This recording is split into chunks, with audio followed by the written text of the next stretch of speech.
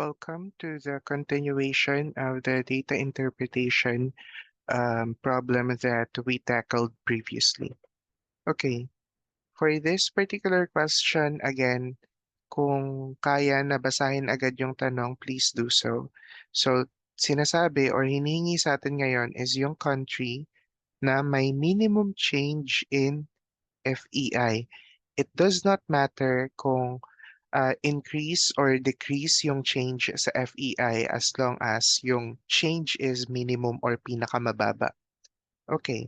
Kung iisa-isahin natin yung mga given FEI among the 5 countries, makikita natin na South Korea yung may pinakamababa kasi it's less than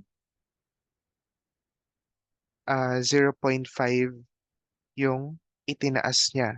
So if we are going to subtract them, so 2.5 minus 2.16, so this will be 0, cannot be, so we will be borrowing from 5. So this is going to be 4, and this is going to be 10, and this will be 4. So ang increase lang ng, or ang minimum change lang ng FEI ng South Korea is 0.34 as compared sa India na almost 1, sa China na over 1, tapos almost 1 din dito sa Malaysia, and dito sa Thailand, over 0.7. Okay, ito yung mga ganitong klaseng tanong, pwedeng mata-mata na lang kasi kitang-kita naman na sobrang liit lang ng change sa FEI ng South Korea. Okay.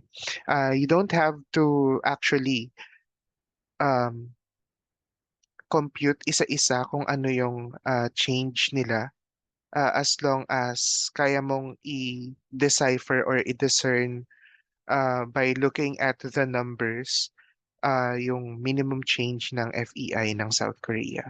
Alright, for this particular question, I do hope meron kayong natutunan kahit paano. And we will be tackling more topics as we discuss or as we move along sa mga susunod na videos na gagawin ko here. Thank you so much and you have a great day. Okay? Bye.